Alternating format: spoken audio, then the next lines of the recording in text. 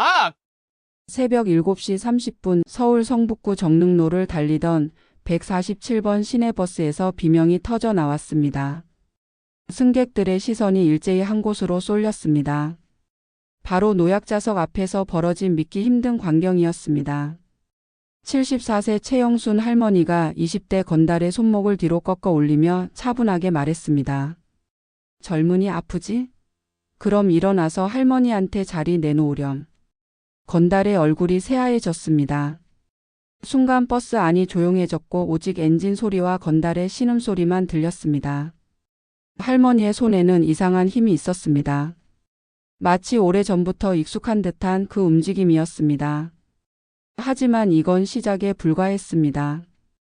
이날 아침 평범해 보이던 최영순 할머니의 인생에는 50년 전 잃어버린 기억의 조각들이 하나둘씩 돌아오기 시작할 테니까요. 여러분은 혹시 할머니의 과거가 무엇이라고 생각하십니까? 그저 시장에서 평생 장사만 해온 평범한 할머니일까요? 아니면 그 뒤에 숨겨진 놀라운 이야기가 있을까요? 지금부터 들려드릴 이야기는 실화를 바탕으로 한 것입니다. 1950년대 전쟁 고아에서 시작해서 1970년대 비밀스러운 군 복무, 그리고 2024년 겨울 평범한 버스에서 벌어진 기적 같은 재회까지. 한 할머니의 74년 인생이 하루아침에 완전히 뒤바뀌는 이야기입니다. 끝까지 들어보시면 우리 주변에서 조용히 살아가는 어르신들이 얼마나 대단한 분들인지 새삼 깨닫게 되실 것입니다. 최영순 할머니는 새벽 6시에 일어났습니다. 50년 넘게 지켜온 습관이었죠. 무릎이 시큰거렸지만 침대에서 일어나 창문을 열었습니다. 12월 찬 공기가 얼굴을 때렸고 입에서 하얀 김이 나왔습니다. 오늘도 추운 날이네. 할머니는 혼잣말을 하며 전기포트의 스위치를 눌렀습니다. 물이 끓는 소리가 원룸 전체에 퍼졌습니다. 이곳은 할머니가 3년 전부터 혼자 살고 있는 곳이었습니다. 자식들은 모두 결혼해서 각자 살림을 차렸고 할머니는 이곳에서 국민연금과 기초연금으로 소소하게 살아가고 있었습니다. 거울을 보며 머리를 빗었습니다. 완전히 하얀 머리카락이지만 여전히 숱이 많았습니다. 키는 158cm로 또래에 비해 큰 편이었고 등도 곧게 펴져 있었습니다. 젊은 시절 장사를 하며 단련된 체력 덕분이었죠. 오늘은 병원 가는 날이네. 할머니는 달력을 보며 중얼거렸습니다. 무릎 치료를 받으러 성북구청 근처 정형외과에 가야 했습니다. 평소에는 지하철을 타고 다녔지만 오늘은 무릎이 특히 아팠습니다. 어젯밤 찬바람을 쐰 탓인지 관절이 욱신거렸습니다. 버스 타고 가야겠다. 아침 7시 30분 할머니는 두꺼운 패딩을 입고 집을 나섰습니다. 지팡이는 들지 않았습니다. 자존심이 허락하지 않았거든요. 다만 오른쪽 무릎을 살짝 절뚝거리며 걸었습니다. 정류장에서 5분 정도 기다리자 147번 버스가 왔습니다. 출근 시간이라 사람들이 많았습니다. 할머니는 천천히 버스에 올라탔습니다. 기사 아저씨가 백미러로 확인하고 조금 기다려줬습니다. 감사합니다. 할머니가 인사하자 기사가 고개를 끄덕였습니다. 교통카드를 찍고 버스 안을 둘러봤습니다. 역시나 10,000원이었습니다. 그런데 노약자석에는 20대로 보이는 젊은 남자가 앉아 있었습니다. 검은색 후드티에 찢어진 청바지, 손목에는 온갖 팔찌들이 걸려 있었습니다. 할머니는 그 앞에 조심스럽게 다가갔습니다. 무릎이 아파서 서 있기 힘들었거든요. 젊은이 미안하지만 자리 좀 양보해 줄 수 있을까요? 할머니의 목소리는 정중했습니다. 하지만 그 젊은 남자는 이어폰을 끼고 스마트폰만 보고 있었습니다. 할머니가 다시 어깨를 살짝 건드렸습니다. 젊은이? 그제야 남자가 고개를 들었습니다. 인상을 찌푸리며 이어폰을 뺐습니다. 뭐요? 자리 좀 양보해 주실 수 있어요? 무릎이 아파서요. 남자는 할머니를 위아래로 훑어보더니 비웃었습니다. 할머니, 여기 제 자리예요. 먼저 앉은 사람이 임자죠. 불편하면 택시 타세요. 주변 승객들이 쳐다봤지만 아무도 나서지 않았습니다. 모두 출근길에 피곤한 데다 괜히 시비에 휘말리기 싫었던 거죠. 할머니의 얼굴이 굳어졌습니다. 젊은이 여기는 노약자 전용석이에요. 저 스티커 안 보이나요? 스티커요? 그냥 그림이잖아요. 법으로 정해진 것도 아니고. 남자의 말투가 점점 건방져졌습니다. 할머니 요즘 세상이 어떤 세상인데 아직도 그런 구식 생각하세요? 돈 내고 탄 버스에서 자리는 선착순이에요. 할머니가 한 발짝 더 다가갔습니다. 그러자 남자가 갑자기 일어서더니 할머니의 어깨를 밀쳤습니다. 야 할머니, 자꾸 찔러대지 말라고. 바로 그 순간이었습니다. 할머니의 오른손이 번개처럼 움직였습니다. 남자의 손목을 잡더니 순식간에 뒤로 꺾어 올렸습니다. 정확히 관절이 꺾이는 각도였죠. 아야야야. 남자가 비명을 질렀습니다.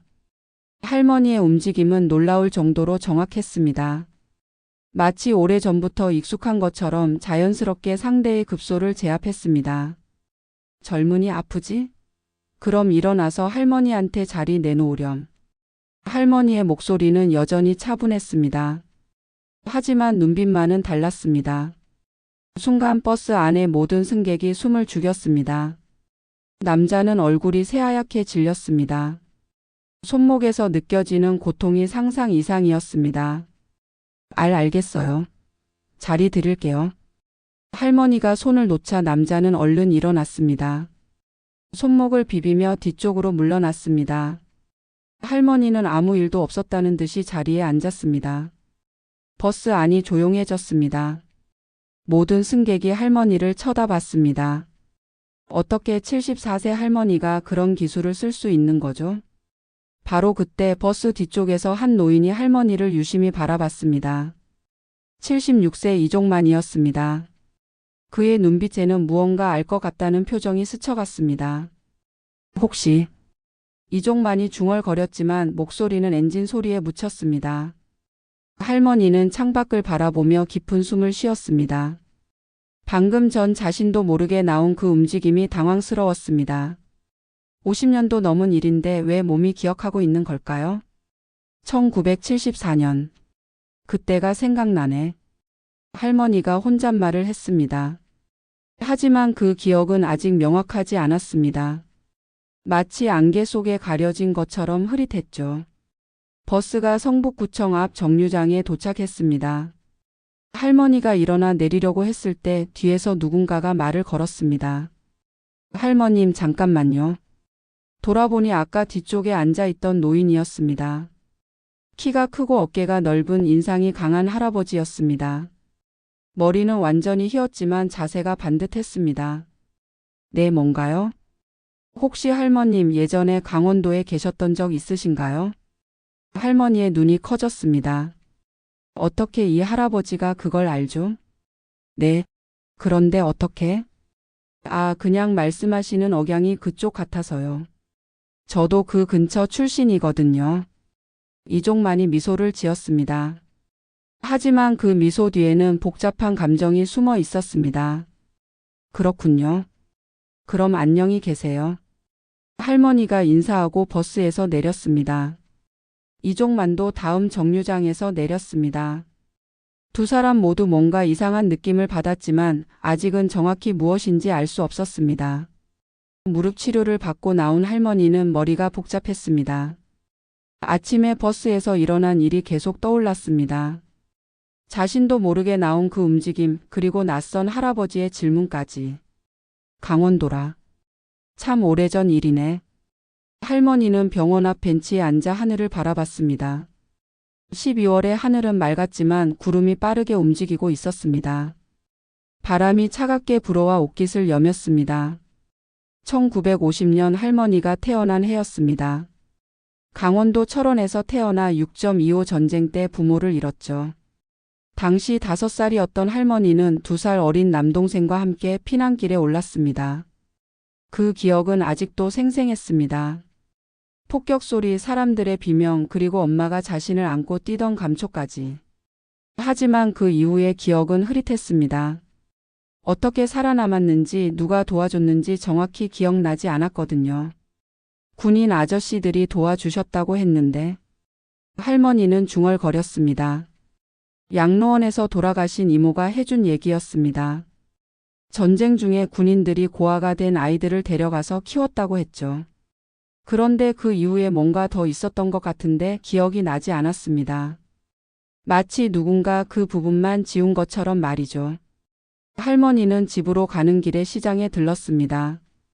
40년 넘게 장사했던 정릉시장이었습니다. 지금은 은퇴했지만 여전히 상인들과 인사를 나누곤 했죠. 영순아, 오늘은 무슨 바람이야? 친구 김복녀가 반갑게 손을 흔들었습니다. 72세인 복녀는 아직도 반찬 가게를 운영하고 있었습니다. 두 사람은 30년 넘게 옆 가게에서 장사를 했던 절친이었죠. 복녀야, 오늘 이상한 일이 있었어. 할머니가 복녀의 가게에 앉아 아침 일을 털어놨습니다. 버스에서 일어난 일, 그리고 낯선 할아버지와의 대화까지 모든 것을 말했습니다. 복녀의 표정이 심각해졌습니다. 영순아, 너 정말 그런 기술을 썼다고? 내가 왜 거짓말하겠어? 그런데 이상한 건 내가 어떻게 그렇게 했는지 기억이 안 나. 혹시 내가 젊었을 때 뭔가 배운 게 있었나? 할머니가 고개를 갸웃거렸습니다. 글쎄, 장사밖에 한 게 없는데. 아, 잠깐. 갑자기 할머니의 눈이 커졌습니다. 뭔가 떠오르는 게 있었습니다. 복녀야, 내가 20대 때 잠깐 다른 일 한 적이 있었던 것 같은데. 다른 일? 뭔 일? 기억이 안 나. 그런데 왜 그때 일은 말하지 말라고 했을까? 복녀가 이상한 표정을 지었습니다. 마치 뭔가 알고 있는 것 같았지만 입을 열지 않았습니다. 영순아, 옛날 일은 그냥 잊고 살자. 지금이 중요한 거야. 하지만 할머니는 뭔가 이상했습니다. 복녀의 반응이 평소와 달랐거든요. 복녀야, 너 뭔가 알고 있는 거 아니야? 뭘 알아?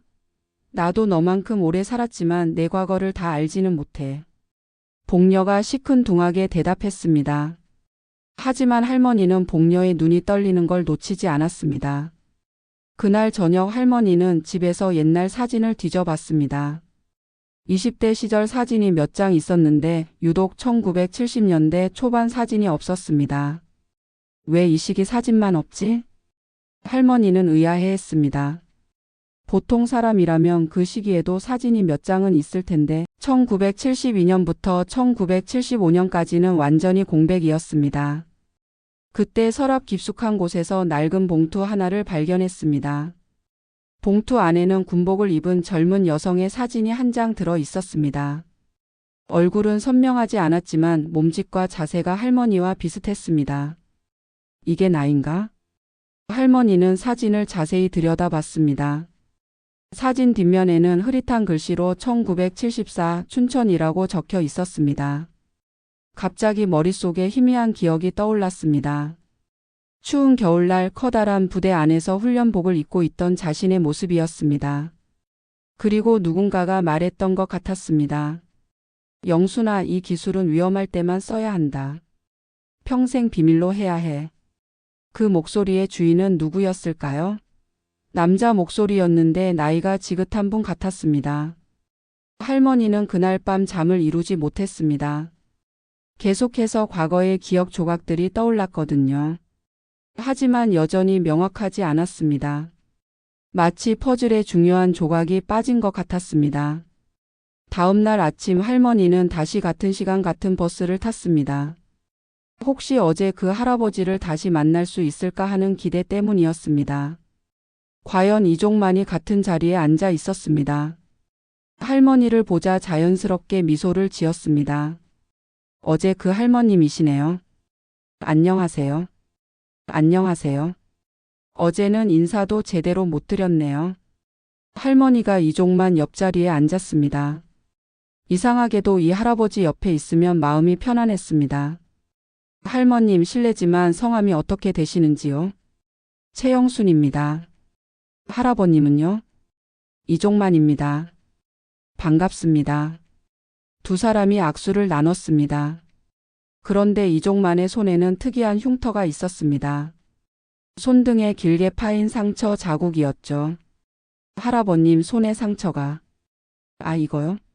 오래전에 다친 거예요. 별거 아닙니다. 이종만이 손을 슬쩍 감췄습니다. 하지만 할머니는 그 흉터가 범상치 않다는 걸 느꼈습니다. 총상 같아 보였거든요. 할아버님도 정릉동에 사시나요? 네, 3년 전부터 혼자 살고 있어요. 자식들은 다 결혼해서 독립했고요. 저와 비슷하시네요. 저도 3년 전부터 혼자예요. 두 사람은 비슷한 처지였습니다. 자연스럽게 대화가 이어졌죠. 할아버님, 어제 강원도 얘기를 하셨는데 혹시 어느 지역이신지요? 이종만의 눈빛이 변했습니다. 잠시 망설이더니 대답했습니다. 철원 근처였어요. 할머님도 그쪽이시라고 했는데. 네, 철원이 고향이에요. 하지만 어렸을 때 전쟁 때문에 떠났어서 기억이 별로 없어요. 그렇군요. 그 시절 참 힘들었죠. 이종만의 목소리에 무겁고 깊은 울림이 있었습니다. 마치 개인적인 경험에서 나온 것 같았습니다. 할아버님은 그때 뭘 하셨어요? 저는 군인이었습니다. 군인이요? 어느 부대에서요? 이종만이 잠시 망설였습니다. 그리고 조심스럽게 대답했습니다. 특수한 임무를 하는 부대였어요. 자세한 얘기는 할 수 없지만. 할머니의 가슴이 두근거렸습니다. 왜인지 모르게 이 할아버지와 자신 사이에 뭔가 연결고리가 있을 것 같았습니다. 혹시 할머님은 그 시절에 군부대와 관련된 일을 하신 적이 있으신가요? 글쎄요. 기억이 잘 안 나요. 하지만 뭔가 있었던 것 같기도 하고. 바로 그때 버스가 급정거했습니다. 앞차가 갑자기 끼어들었거든요. 할머니가 앞으로 쏠렸는데 이종만이 재빠르게 할머니를 잡아줬습니다. 그 순간 두 사람의 눈이 마주쳤습니다. 이상했습니다. 처음 만난 사람인데 어딘지 모르게 친숙한 느낌이었습니다. 괜찮으세요? 네, 감사합니다. 이종만이 할머니를 부축해주는 손길이 다정했습니다. 하지만 그의 움직임에서 오래된 무술 실력이 느껴졌습니다. 평범한 노인이 아니었죠. 할아버님, 혹시 무술을 배우신 적이 있으세요? 왜 그런 질문을 하시죠? 어제 제가 버스에서 이상한 일을 했거든요. 저도 모르게 누군가를 제압했는데 어떻게 그런 기술이 나왔는지 기억이 안 나요. 이종만의 눈이 날카로워졌습니다. 어떤 기술이었는데요? 손목을 꺾는 기술이었어요. 상대방이 순식간에 무력화됐죠. 그게 관절기였나요? 네, 그런 것 같아요. 할아버님이 아시는 기술인가요? 이종만이 심각한 표정이 됐습니다. 그런 기술은 아무나 쓸 수 있는 게 아니었거든요. 전문적인 훈련을 받아야만 가능한 기술이었습니다. 할머님, 혹시 1970년대 초에 특별한 훈련을 받으신 적이 있으신가요? 왜 자꾸 그런 질문을 하세요? 저는 그냥 평범하게 살아온 사람이에요. 하지만 할머니의 목소리에는 확신이 없었습니다. 자신도 뭔가 숨겨진 과거가 있다는 걸 느끼고 있었거든요. 실례가 안 된다면 오늘 시간 되실 때 차라도 한잔하시면서 천천히 이야기해 보면 어떨까요?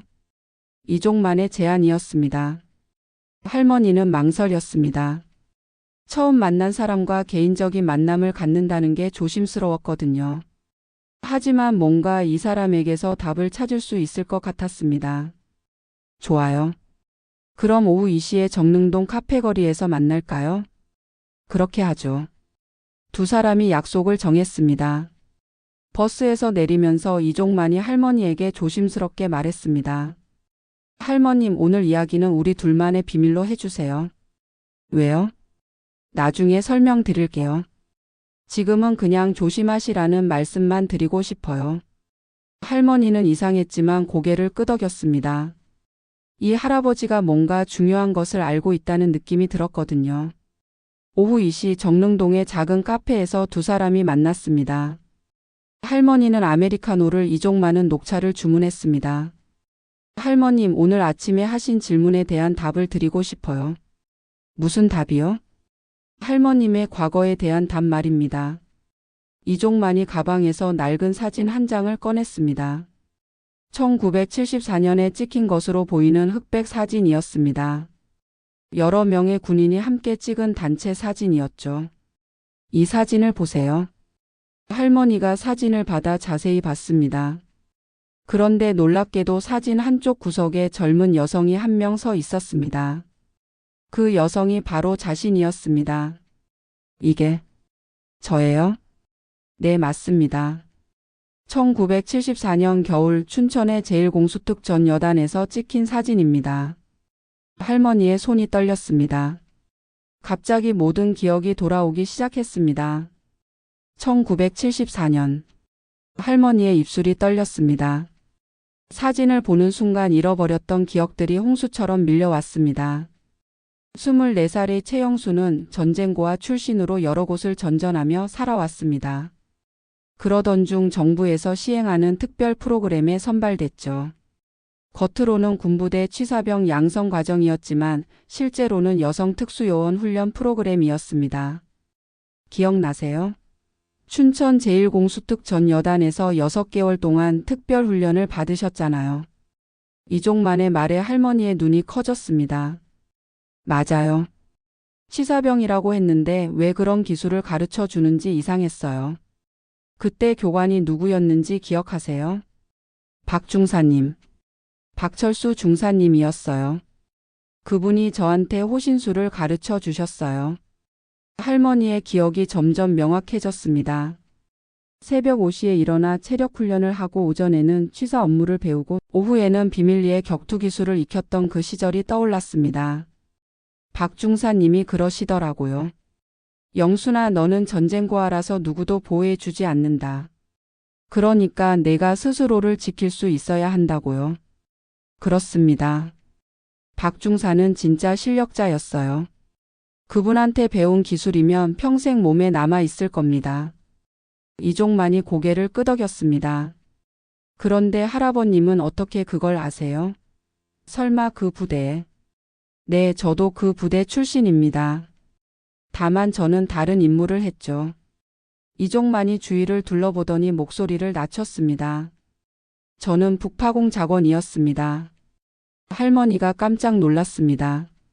북파공 작원이라니 영화에서나 봤던 얘기가 현실에서 나올 줄 몰랐습니다. 1970년대에 북한 정보 수집 임무를 수행했어요. 그때 여러 번 휴가를 나와서 부대에 들렀는데 그때 할머님을 봤습니다. 저를 봤다고요? 네, 처음엔 그냥 취사병인 줄 알았어요. 그런데 박중사님이 특별히 신경 쓰시는 모습을 보고 궁금했죠. 이종만이 사진의 다른 부분을 가리켰습니다. 멀리 서 있는 키 큰 남자가 바로 젊은 시절의 그였습니다. 할머님이 훈련 받는 모습을 몇 번 봤어요. 정말 열심히 하시더라고요. 그때는 정말 열심히 했어요. 살아남으려면 강해져야 한다고 생각했거든요. 할머니의 목소리에 그때의 절실함이 묻어났습니다. 그런데 6개월 후에 갑자기 프로그램이 중단됐어요. 왜 그랬는지 아세요? 이종만의 표정이 어두워졌습니다. 국제 정세가 바뀌었거든요. 그리고 내부에 문제가 있었어요. 무슨 문제요? 프로그램 관련자 중에 정보가 새는 사람이 있었어요. 그래서 급하게 모든 걸 중단하고 관련자들을 각자 다른 곳으로 보냈죠. 할머니가 기억을 더듬었습니다. 분명히 어느 날 갑자기 부대를 떠나라는 명령이 떨어졌습니다. 그리고 절대 이 일에 대해 말하지 말라고 했죠. 그래서 기억을 지우려고 했구나. 맞아요. 모든 관련자에게 침묵 서약을 받았어요. 그리고 가능하면 그 시기 기억을 잊고 살라고 했죠. 그런데 할아버님은 왜 저에게 이런 얘기를 해주시는 거예요? 이종만이 깊은 숨을 쉬었습니다. 사실 할머님과 저 사이에는 다른 인연이 있어요. 다른 인연이요? 더 오래전 일입니다. 1968년 할머님이 18살 때 일이에요. 할머니가 눈을 크게 떴습니다. 1968년이면 부대 훈련을 받기 전이었습니다. 그때 할머님은 철원 근처에서 일을 하고 계셨죠? 맞아요. 농장에서 일했어요. 그런데 갑자기 할머니의 얼굴이 창백해졌습니다. 1968년 그 해에 정말 끔찍한 일이 있었거든요.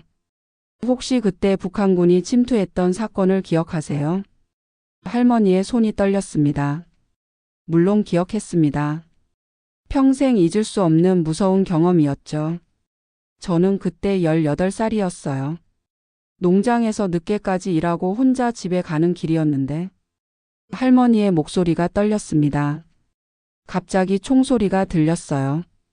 그리고 북한군 2명이 저를 붙잡으려고 했죠. 그때 무슨 일이 있었는지 더 자세히 말씀해 주세요. 이종만의 목소리가 긴장됐습니다. 북한군이 저를 인질로 잡으려고 했어요. 그런데 갑자기 어디선가 총격이 시작됐어요. 누군가 저를 구해준 거예요. 그 사람을 봤어요? 아니요. 너무 어둡고 무서워서. 그냥 총소리만 들렸어요. 그리고 나중에 보니까 북한군이 쓰러져 있더라고요. 할머니가 그때를 회상하며 말했습니다. 구해준 사람이 누군지 끝까지 몰랐어요. 다음 날 군인들이 와서 시체를 치웠고 절대 이 일을 다른 사람한테 말하지 말라고 했어요. 이종만이 천천히 고개를 끄덕였습니다. 할머님을 구해준 사람이 저였어요. 네? 할머니가 깜짝 놀라 이종만을 쳐다봤습니다. 저는 그때 철원 근처에서 북한군 침투조를 추적하고 있었어요. 그러다가 할머님이 위험에 처한 걸 보고 도움을 준 거죠. 정말이에요? 네, 정말입니다. 그때 할머님이 얼마나 무서워하셨는지 지금도 기억해요. 할머니의 눈에서 눈물이 흘렀습니다. 56년 동안 누가 자신을 구해줬는지 몰랐는데 이렇게 만나게 될 줄이야. 그러면 할아버님이 제 생명의 은인이신 거네요. 그런 셈이죠. 하지만 저는 그냥 임무를 수행한 것뿐이에요. 이종만이 겸손하게 말했습니다. 그래서 6년 후에 할머님이 부대에 왔을 때 반가웠어요. 그때 그 소녀가 이렇게 성장했구나 싶어서요. 그런데 왜 그때는 말씀 안 해주셨어요? 임무상 비밀이었거든요. 그리고 할머님이 평범하게 사는 게 더 안전하다고 생각했어요. 두 사람은 잠시 말없이 앉아 있었습니다. 50년 넘게 숨겨져 있던 진실이 밝혀진 순간이었습니다. 할아버님, 그럼 제가 어제 버스에서 그런 기술을 쓸 수 있었던 건 박중사님이 가르쳐준 기술이 몸에 남아 있었던 거예요.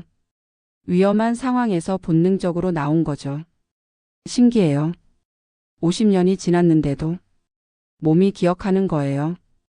특히 생존과 관련된 기술은 평생 남아 있어요. 이종만이 할머니의 손을 잡았습니다.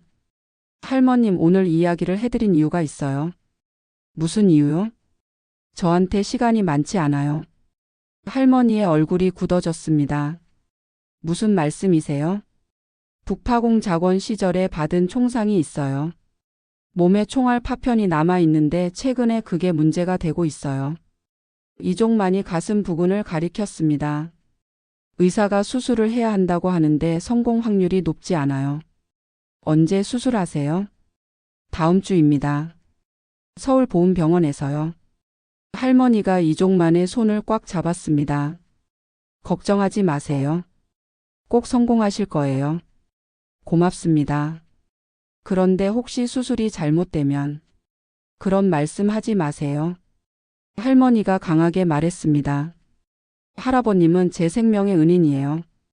그런 분이 이렇게 가시면 안 되죠. 할머님, 그리고 아직 해야 할 이야기가 많아요.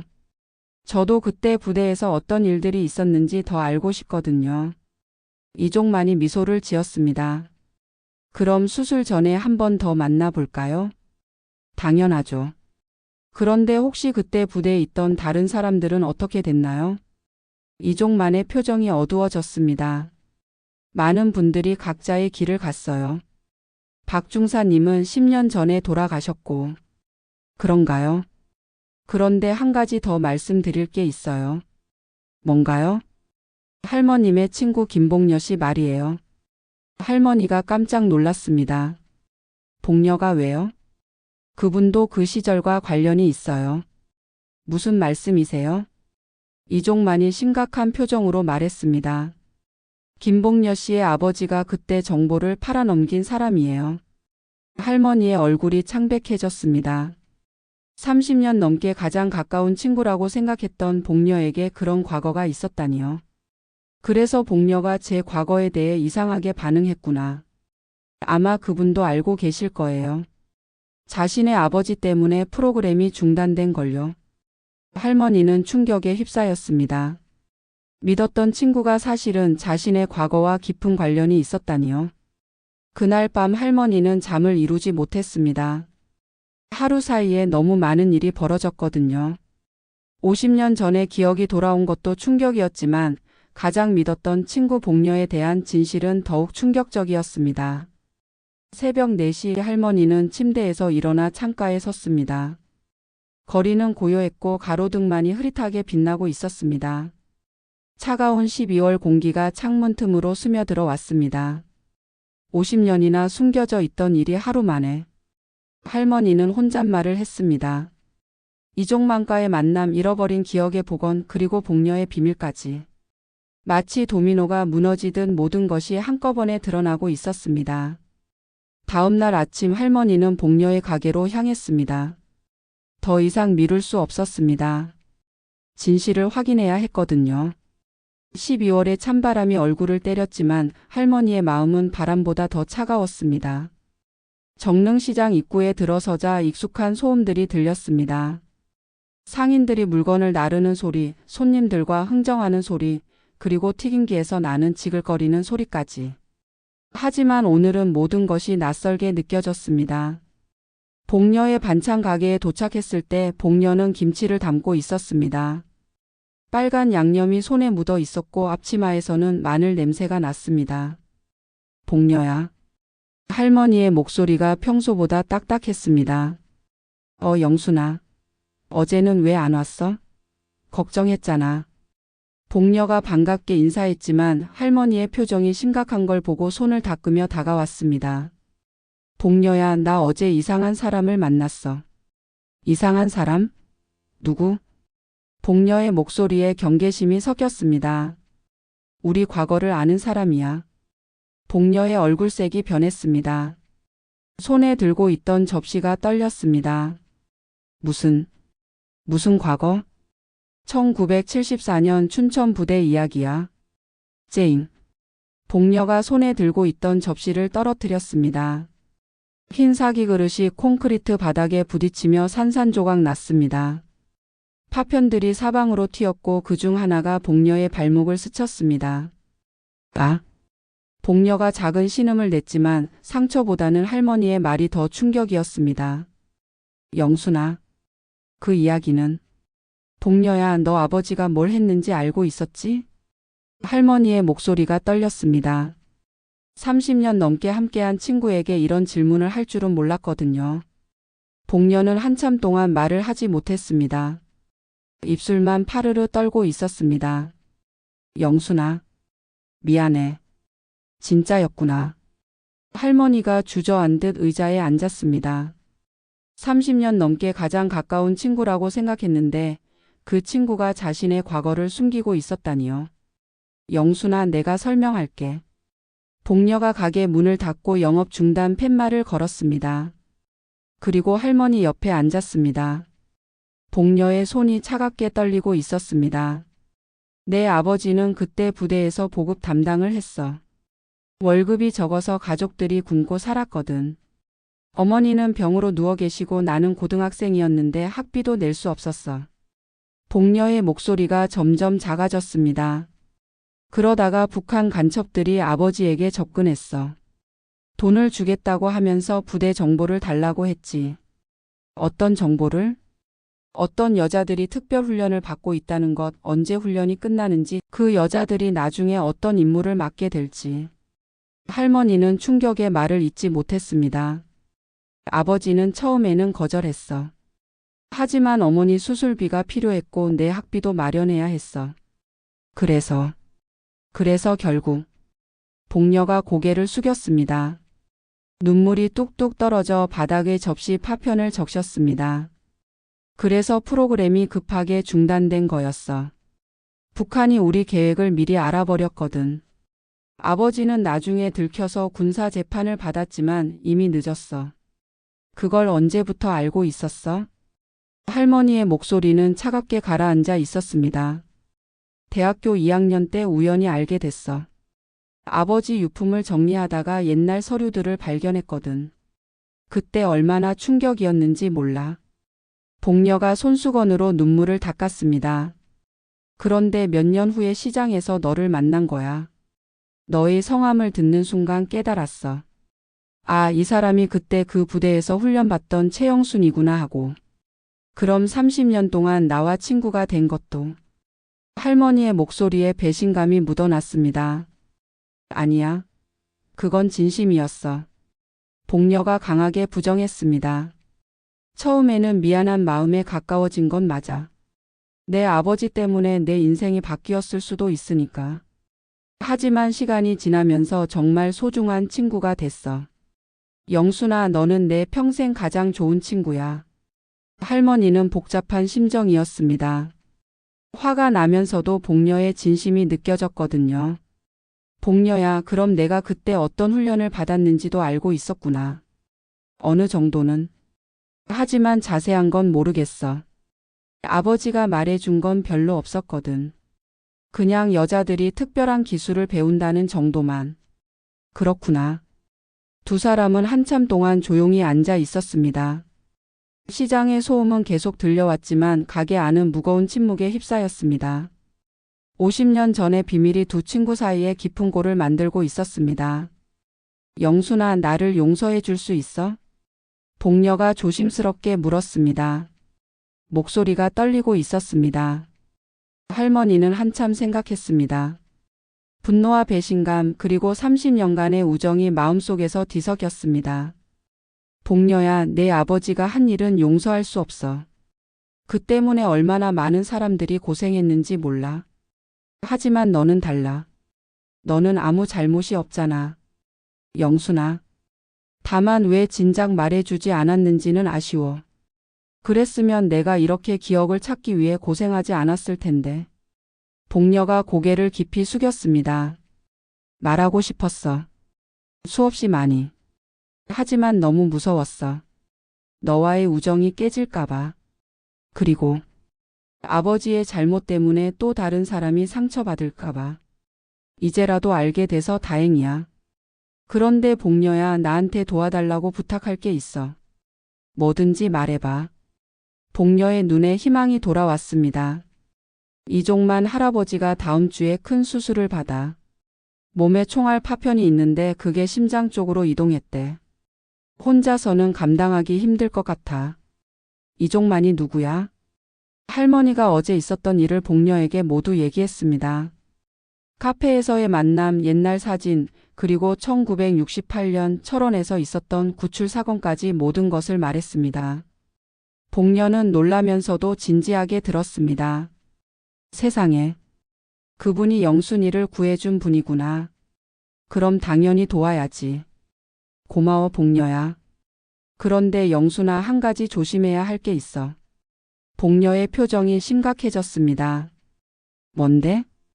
그 시절 일이 다시 밝혀지면 문제가 될 수도 있어. 아직도 관련된 사람들이 살아있거든.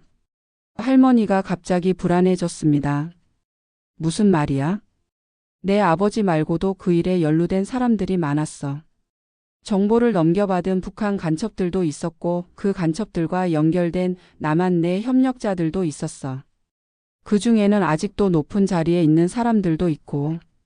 그럼 이종만 할아버지도 위험할 수 있다는 거야? 모르겠어.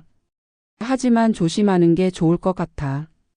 그 시절 북파공 작원들은 너무 많은 걸 알고 있거든. 바로 그때 복녀의 휴대폰이 울렸습니다. 모르는 번호였습니다. 여보세요? 김복녀 씨죠? 저는 서울보훈병원 간호사 이미정입니다. 복녀가 할머니를 쳐다봤습니다. 할머니의 얼굴이 긴장으로 굳어졌습니다. 네, 무슨 일이세요? 이종만 환자분과 관련해서 연락드렸습니다. 응급 상황이 발생했어요. 할머니의 얼굴이 창백해졌습니다. 복녀가 전화를 스피커폰으로 바꿨습니다. 어떤 응급 상황이요? 총상 부위에서 급성 출혈이 시작됐습니다. 지금 응급수술에 들어갔어요. 환자분이 의식을 잃기 전에 김복녀 씨 연락처를 주셨거든요. 할머니가 복녀의 손을 꽉 잡았습니다. 지금 몇 시예요? 오전 11시 30분입니다. 혹시 가족분이나 지인분이 계시면 병원으로 와주세요. 복녀가 할머니를 보며 말했습니다. 저희가 지금 바로 갈게요. 수술은 얼마나 걸릴까요? 최소 4시간은 걸릴 것 같습니다. 파편이 심장에 너무 가까이 있어서 매우 위험한 수술이에요. 전화를 끊고 나서 복녀가 할머니의 어깨를 잡았습니다. 영순아, 빨리 가자. 택시 잡을게. 응, 복녀야. 고마워. 두 사람은 급하게 보훈병원으로 향했습니다. 택시 안에서 할머니는 계속 불안해했습니다. 손을 비비고 발을 동동 굴렀습니다. 복녀야, 괜찮을까? 76세 나이에 그런 큰 수술을. 걱정하지 마. 요즘 의학 기술이 얼마나 좋은데. 보훈병원은 특히 총상 치료로 유명하잖아. 하지만 복녀도 불안했습니다. 총상으로 인한 응급수술은 젊은 사람도 위험한데 76세 노인이라면 더욱 걱정됐습니다. 택시기사도 두 사람의 대화를 듣고 속도를 높였습니다. 할머니들 응급 상황이시면 제가 좀 더 빨리 가드릴게요. 고맙습니다, 기사님. 40분 만에 병원에 도착했습니다. 응급실로 뛰어갔는데 이종만은 이미 수술실에 들어간 상태였습니다. 수술실 앞 대기실에는 빨간 불이 켜져 있었고 수술 중이라는 표시가 있었습니다. 간호사가 나와서 설명해 줬습니다. 환자분의 가슴에 있던 총알 파편이 갑자기 심장 근처로 이동했습니다. 아마 어제 과도한 활동을 했거나 충격을 받았을 때 움직인 것 같아요. 위험한가요? 할머니가 떨리는 목소리로 물었습니다. 솔직히 말씀드리면 쉽지 않은 수술입니다. 파편이 심장에 너무 가까이 있어서 자칫하면. 간호사가 말을 흐렸습니다. 최선을 다하겠습니다. 우리 병원 최고의 흉부외과 의사가 수술하고 있으니까 걱정하지 마세요. 얼마나 걸릴까요? 최소 4시간, 길면 6시간까지도 걸릴 수 있어요. 할머니와 복녀는 수술실 앞 의자에 앉아 기다렸습니다. 시계 초침 소리가 유난히 크게 들렸습니다. 복도에서는 간병인들이 환자를 이동시키는 소리, 의사들이 급하게 뛰어다니는 발소리가 들렸습니다. 영순아, 물 마실래? 목이 메어서 못 마시겠어. 복녀가 자판기에서 물을 사왔지만 할머니는 한 모금도 마시지 못했습니다. 계속해서 수술실 문만 바라보고 있었습니다. 점심시간이 지나고 오후 2시가 됐습니다. 아직도 수술은 계속되고 있었습니다. 영순아, 뭔가 좀 먹어야 해. 이러다가 너까지 쓰러져. 식욕이 없어. 그래도 기운은 내야지. 이종만 할아버지가 깨어나면 네가 돌봐줘야 하잖아. 복녀의 말에 할머니가 고개를 끄덕였습니다. 병원 매점에서 샌드위치와 우유를 사서 억지로 먹었습니다. 오후 3시 30분 드디어 수술실 문이 열렸습니다. 의사가 피곤한 얼굴로 나왔습니다.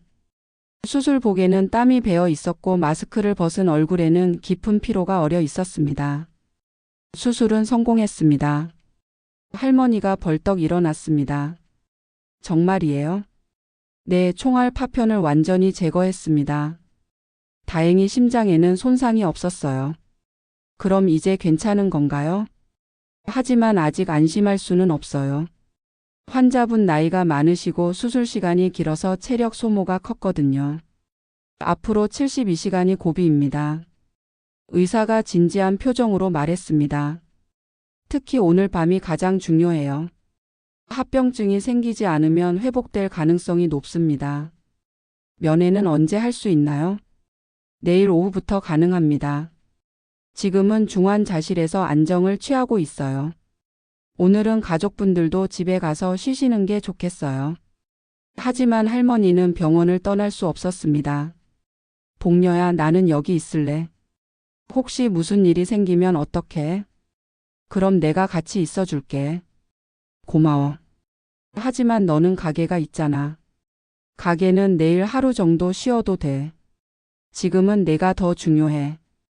두 사람은 그날 밤 병원 근처 모텔에서 묵었습니다. 하지만 할머니는 밤새 뒤척였습니다. 창밖으로는 구급차 사이렌 소리가 계속 들렸고 복도에서는 간병인들의 발소리가 들렸습니다. 새벽 4시 할머니는 잠에서 깼습니다. 병원에서 전화가 올까봐 휴대폰을 확인했지만 아무 연락이 없었습니다. 다행이야. 응급 상황이면 연락이 왔을 텐데. 다음 날 오후 2시 드디어 이종만을 만날 수 있었습니다. 중환자실은 소독약 냄새가 강했고 여러 가지 기계음이 들렸습니다. 침대에 누워있는 이종만의 모습을 보자 할머니의 눈에서 눈물이 흘렀습니다. 산소 마스크를 쓰고 있어서 얼굴에 반이 가려져 있었지만 숨은 고르게 쉬고 있었습니다. 가슴에는 여러 개의 전선이 연결되어 있었고 심전도 모니터에서는 규칙적인 신호음이 들렸습니다. 할아버님. 할머니가 조심스럽게 불렀습니다. 이종만이 천천히 눈을 떴습니다. 의식은 또렷했습니다. 영순 씨. 오셨군요. 목소리는 힘이 없었지만 눈빛만은 여전히 따뜻했습니다. 네, 걱정됐어요. 괜찮으세요? 네, 다행히 성공했다고 하네요. 의사 선생님이 최선을 다해 주셨어요. 이종만이 할머니의 손을 잡으려고 했지만 링거줄 때문에 움직이기 어려웠습니다. 할아버님, 이제 푹 쉬세요. 저희가 옆에서 돌봐드릴게요. 고맙습니다. 이런 나이에 이렇게 돌봐주는 분이 있다니. 이종만의 목소리가 감정에 북받쳤습니다. 무슨 말씀이세요? 할아버님이 저를 구해주신 은혜를 어떻게 갚겠어요? 그건 제가 해야 할 일이었어요. 하지만 이렇게 다시 만나서. 할아버님, 말씀은 나중에 하시고 지금은 쉬세요. 이종만이 고개를 끄덕였습니다. 하지만 잠시 후 할머니에게 손짓했습니다. 가까이 오라는 뜻이었습니다. 뭔가요? 영순 씨, 제가 드릴 말씀이 있어요. 이종만이 목소리를 낮췄습니다. 우리가 어제 나눈 이야기. 다른 사람에게는 절대 말하지 마세요. 왜요? 아직도 그 일을 숨기고 싶어하는 사람들이 있어요. 자칫하면 위험할 수 있어요. 할머니가 복녀를 쳐다봤습니다. 복녀가 어제 한 말이 맞았습니다. 어떤 위험이요? 1970년대 그 사건으로 인해 피해를 본 사람들이 많아요. 간첩들뿐만 아니라 무고한 사람들도 많이 희생됐죠. 그런데 아직도 그 일의 진실을 덮고 싶어하는 세력이 있어요. 할아버님도 위험하신 건가요? 저는 이미 늙었으니까 상관없어요. 하지만 영순 씨는 달라요. 아직 건강하시고 기억도 돌아왔으니까. 이종만이 할머니의 손을 꽉 잡았습니다.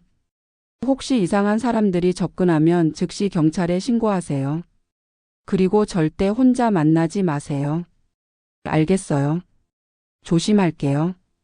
특히 정체불명의 전화나 편지를 받으면 무시하세요. 할머니가 걱정스러운 표정을 지었습니다. 그렇게 위험한 일인 줄 몰랐어요.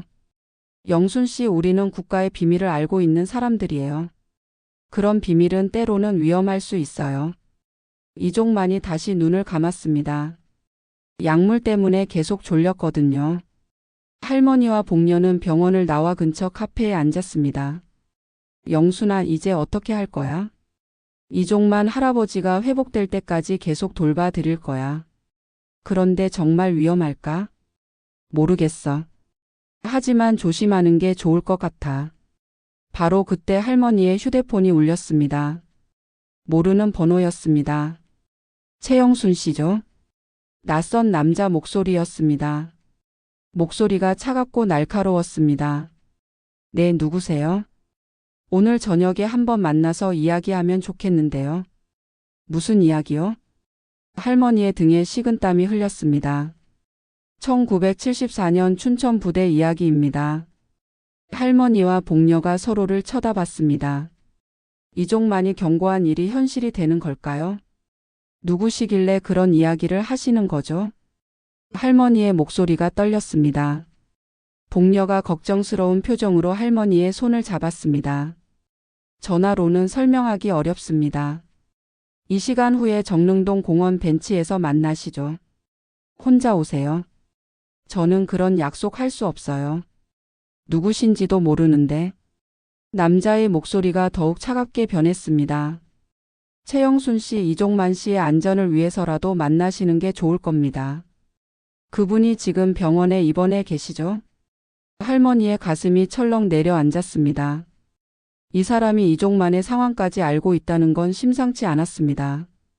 만약 오지 않으시면 이종만 씨에게 불행한 일이 생길 수도 있습니다. 전화가 끊어졌습니다. 할머니의 손이 떨렸습니다. 영순아, 무슨 일이야? 누군가 나와 이종만 할아버지에 대해 알고 있어. 만나지 않으면 할아버지를 해칠 것 같아. 복녀가 심각한 표정이 됐습니다. 위험해. 경찰에 신고하자. 그런데 정말 이종만 할아버지한테 해를 끼치면 어떡해? 지금 수술받고 회복 중인데. 할머니는 고민에 빠졌습니다. 만나는 것도 위험하지만 만나지 않는 것도 위험해 보였습니다. 그럼 내가 같이 가줄게. 혼자 가면 절대 안 돼. 고마워, 복녀야. 하지만 너까지 위험해질 수 있어. 괜찮아. 우리가 함께 30년을 살아왔잖아. 이런 때 내가 도와주지 않으면 언제 도와줘? 복녀의 따뜻한 말에 할머니가 눈물을 글썽였습니다. 이 시간 후 정릉동 공원에서 두 사람이 기다렸습니다. 12월 저녁이라 날씨가 쌀쌀했고 공원에는 사람들이 별로 없었습니다. 가로등 불빛만이 흐릿하게 벤치를 비추고 있었습니다. 영순아, 무서워? 응, 조금. 하지만 이종만 할아버지를 위해서라도 해야 해. 바로 그때 50대 남자가 다가왔습니다. 검은색 코트를 입고 있었고 표정이 차가웠습니다. 눈빛이 날카로워서 한눈에 보통 사람이 아니라는 걸 알 수 있었습니다. 최영순 씨시죠? 네, 그런데 당신은 누구시죠? 저는 국가기관에서 일하는 박정호라고 합니다. 남자가 신분증을 보여줬지만 할머니는 잘 알아볼 수 없었습니다. 복녀가 신분증을 자세히 봤지만 어떤 기관인지 명확하지 않았습니다. 1974년 춘천 부대에서 있었던 일들이 최근에 다시 거론되고 있습니다. 박정호가 벤치에 앉으며 말했습니다. 그게 저와 무슨 상관이죠? 당시 훈련을 받으셨던 분들께 당부드리고 싶어서 왔습니다. 그 일은 아직도 국가기밀이니까 절대 다른 사람에게 말씀하시면 안 됩니다. 할머니가 복녀를 쳐다봤습니다. 저는 이미 오래전에 그런 약속을 했어요. 지금까지 잘 지켜왔고 앞으로도 지킬 거예요. 다행입니다. 그런데 문제는 이종만 씨와 만나서 과거 이야기를 나누셨다는 점입니다. 박정호의 목소리가 더욱 차갑게 변했습니다. 그분도 같은 부대 출신인데 뭐가 문제인가요? 이종만 씨는 일반적인 경우와 다릅니다. 그분이 알고 있는 정보들은 매우 민감한 것들이거든요. 무슨 말씀이세요? 북파공 자원으로 활동하면서 많은 국가기밀을 접했습니다. 그런 분과 개인적인 관계를 맺는 것은 바람직하지 않아요. 할머니가 화가 났습니다. 그분은 제 생명의 은인이에요. 1968년에 저를 구해주셨거든요. 그런 개인적인 인연이 있다 하더라도 국가 안보가 더 중요합니다. 박정호가 명함을 꺼내며 말했습니다. 앞으로 이종만 씨와는 연락을 끊으시기 바랍니다. 그리고 그분의 과거에 대한 이야기는 절대 하지 마세요. 만약 거절한다면요? 복녀가 대신 물었습니다. 법적 처벌을 받을 수 있습니다. 국가보안법 위반이거든요. 그리고 박정호가 잠시 말을 멈췄습니다. 주변 사람들에게도 피해가 갈 수 있습니다. 복녀를 쳐다보며 하는 말이었습니다. 협박이었죠. 알겠습니다. 할머니가 억지로 대답했습니다. 현명한 판단이시네요. 그럼 이 약속을 잘 지켜주시기 바랍니다. 박정호가 일어나 떠났습니다. 두 사람은 한참 동안 말없이 앉아 있었습니다. 영순아, 괜찮아? 무서워, 복녀야. 이런 일이 정말 일어날 줄 몰랐어. 이제 어떻게 하지? 이종만 할아버지한테 말씀드려야 해. 그분도 알아야 할 것 같아. 두 사람은 다시 병원으로 향했습니다. 다행히 이종만은 많이 좋아진 상태였습니다. 중환자실에서 일반 병실로 옮겨진 상태였죠. 할아버지, 이상한 사람이 찾아왔어요. 할머니가 오늘 일어난 일을 모두 말했습니다. 이종만의 표정이 심각해졌습니다. 역시 그럴 줄 알았어요. 박정호라고 했죠? 네, 아시는 분이에요? 예전에 만난 적이 있어요. 정보기관 사람이에요. 이종만이 깊은 한숨을 쉬었습니다. 영순 씨, 이제 정말 조심하셔야 해요. 그 사람들은 과거를 완전히 묻어버리고 싶어 해요. 어떻게 해야 해요? 일단 저와의 만남은 중단하는 게 좋겠어요. 영순 씨 안전을 위해서라도. 그런 말씀 하지 마세요. 할머니가 강하게 말했습니다. 할아버님은 제 생명의 은인이에요. 그런 분을 위험하다고 버릴 수는 없어요. 하지만, 그리고 아직 해야 할 이야기가 많아요. 저도 그때 부대에서 어떤 일들이 있었는지 더 알고 싶거든요. 이종만이 할머니를 바라봤습니다. 그 눈빛에는 고마움과 걱정이 함께 있었습니다. 영순 씨, 그럼 제가 회복되면 잠시 다른 곳으로 가 있을 생각이에요. 어디로요? 시골 어딘가로요. 조용한 곳에서 이 일이 잠잠해질 때까지 기다릴 생각이에요. 저도 같이 갈까요? 이종만이 깜짝 놀랐습니다. 무슨 말씀이세요? 할아버님 혼자 가시면 걱정될 것 같아요.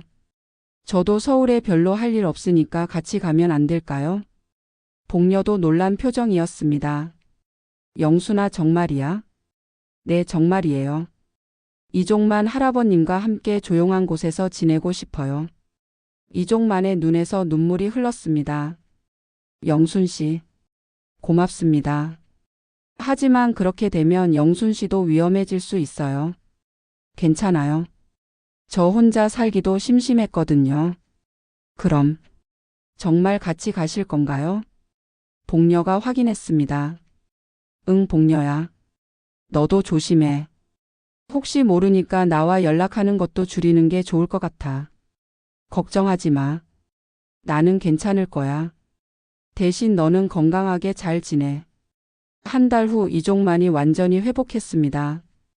의사도 깜짝 놀랄 정도로 빠른 회복이었습니다. 아마 할머니가 매일 병문안을 와서 돌봐준 덕분일 것입니다. 할아버님, 이제 퇴원이네요. 네, 영순 씨 덕분이에요. 두 사람은 강원도 깊은 산골의 작은 마을로 떠났습니다. 아이러니하게도 그곳은 할머니의 고향인 철원에서 그리 멀지 않은 곳이었습니다. 작은 시골집을 얻어서 함께 살기 시작했습니다. 이종만은 뒷마당에 텃밭을 만들어 채소를 기르고 할머니는 집안일을 돌봤습니다. 마치 오래된 부부처럼 자연스러웠습니다. 영순 씨, 여기 공기가 정말 좋네요. 그러게요. 50년 만에 고향 근처로 돌아왔네요. 두 사람은 저녁마다 마당에 앉아 이야기를 나눴습니다. 과거의 아픈 기억들도 있었지만 이제는 평온했습니다. 할아버님, 그때 저를 구해주지 않으셨다면 어떻게 됐을까요? 모르죠. 하지만 운명이었을 거예요. 우리가 다시 만나게 된 것처럼요. 정말 신기해요. 버스에서 우연히 만나서 이렇게까지 되다니. 저도 그래요. 혼자 죽을 줄 알았는데 이렇게 좋은 분과 함께 할 수 있어서 행복해요. 마을 사람들은 두 사람을 부부라고 생각했습니다. 특별히 정정하지 않았습니다. 중요한 건 서로 의지하며 살아가는 것이었으니까요. 6개월이 지났을 때 복녀가 편지를 보내왔습니다. 서울에서는 아무 일도 없었다고 했습니다. 박정호라는 사람도 더 이상 나타나지 않았다고 했죠. 이제 안전한 것 같네요. 그래도 조금 더 있어봐요. 확실히 해야죠. 두 사람은 그 마을에서 1년을 더 보냈습니다. 평생 중 가장 평화로운 시간이었습니다. 어느 봄날 할머니가 마당에서 꽃을 심고 있는데 이종만이 다가왔습니다. 손에는 작은 상자를 들고 있었습니다. 영순 씨, 제가 드릴 말씀이 있어요. 뭔가요? 이종만이 무릎을 꿇고 상자를 열었습니다. 안에는 간소한 반지가 들어 있었습니다. 저와 결혼해 주세요. 할머니가 깜짝 놀라 손에 든 꽃을 떨어뜨렸습니다. 할아버님, 정식으로 부부가 되어서 남은 시간을 함께 보내고 싶어요. 영순 씨, 저는 당신을 사랑해요. 할머니의 얼굴이 빨갛게 달아올랐습니다. 74세에 이런 프러포즈를 받을 줄이야. 저희 나이에 무슨 결혼이에요? 나이가 무슨 상관이에요? 사랑에는 나이가 없잖아요. 할머니는 한참 동안 생각했습니다. 정말 이 사람과 함께 살고 싶었습니다. 지난 2년 동안 이만큼 행복했던 적이 없었거든요. 좋아요. 정말이에요? 네, 정말이에요. 할아버님과 함께 살고 싶어요. 이종만이 일어나서 할머니를 꽉 안았습니다. 두 사람 모두 눈물을 흘렸습니다. 그해 가을 마을 교회에서 조용한 결혼식을 올렸습니다. 복녀가 서울에서 내려와 함께 축하해줬습니다. 마을 사람들도 모두 나와서 두 노인의 결혼을 축복했습니다. 영순아, 정말 행복해 보인다. 고마워, 복녀야. 내가 없었다면 이런 일도 없었을 거야. 무슨 소리야? 너희 둘의 운명이었어. 결혼식 후 두 사람은 서울로 돌아왔습니다. 이제는 안전했고 또 나이를 생각하면 의료시설이 가까운 곳에서 살고 싶었거든요. 정릉동에 새로 집을 구해서 함께 살기 시작했습니다. 매일 아침 같은 버스를 타고 나들이를 다녔습니다. 처음 만났던 그 147번 버스였죠. 어느 날 버스에서 또 젊은이가 노약 좌석을 차지하고 있었습니다. 할머니가 다가가자 젊은이가 먼저 일어났습니다. 할머니, 할아버지, 여기 앉으세요. 고맙구나. 이제는 굳이 강하게 나올 필요가 없었습니다. 옆에 든든한 동반자가 있었으니까요. 영순 씨, 우리 참 기적 같은 인연이네요. 그러게요. 50년 만에 이렇게 만나서 부부가 되다니. 앞으로도 오래오래 함께해요. 네, 그래요. 두 사람은 손을 꼭 잡고 창밖을 바라봤습니다. 서울의 풍경이 흘러갔지만 그들의 마음은 평온했습니다. 어느 날 저녁 두 사람이 집에서 TV를 보고 있는데 뉴스에서 놀라운 소식이 나왔습니다. 1970년대 정보 유출 사건의 진실이 50년 만에 밝혀졌습니다. 당시 정보기관의 은폐 조작이 있었던 것으로 드러났는데 이종만과 할머니가 서로를 바라봤습니다. 이제야 진실이 밝혀지네요. 그러게요. 그동안 얼마나 많은 사람들이 억울했을까요? 하지만 우리는 행복하게 살고 있으니까 됐어요. 할머니가 이종만의 손을 잡았습니다. 네, 과거는 과거고 지금이 중요한 거죠. 그날 밤 복녀에게서 전화가 왔습니다. 영순아, 뉴스 봤어? 응, 봤어. 이제야 아버지의 누명이 벗겨진 것 같아. 그러게. 아버지도 피해자였던 거야. 위에서 시킨 일이었는데 혼자 모든 책임을 떠안았던 거지. 복녀의 목소리에 안도감이 묻어났습니다. 할아버지, 처음 만났을 때를 기억해요? 물론이죠. 영순 씨가 그 건달을 제압했을 때 정말 깜짝 놀랐어요. 그때 할아버지가 강원도 얘기를 하지 않으셨다면 지금까지 모르고 살았을 텐데. 운명이었어요. 우리는 만나게 되어 있었던 거예요. 버스가 성북구청 앞에 도착했습니다. 두 사람이 내리면서 기사에게 인사했습니다. 기사님, 고맙습니다. 할머니, 할아버지, 조심히 가세요. 버스 정류장에서 두 사람이 손을 잡고 걸어갔습니다. 뒤에서 버스가 떠나는 소리가 들렸지만 두 사람은 앞만 보고 걸었습니다. 어쩌면 인생에서 가장 중요한 것은 나이나 과거가 아니라 진심으로 서로를 아끼는 마음인지도 모릅니다. 74세와 76세의 새로운 사랑을 찾은 두 사람처럼 말이죠. 그리고 때로는 아픈 과거도 새로운 인연의 시작이 될 수 있다는 것을, 50년 전의 상처가 50년 후에 치유가 될 수 있다는 것을 두 사람은 보여줬습니다. 지금도 어디선가 147번 버스는 달리고 있을 것입니다. 그리고 그 버스 안에서는 새로운 만남들이, 새로운 이야기들이 시작되고 있을 것입니다. 마치 최영순 할머니와 이종만 할아버지처럼 말이죠. 오늘 이야기 끝까지 함께해 주셔서 감사합니다. 구독과 좋아요는 저에게 큰 응원이 됩니다.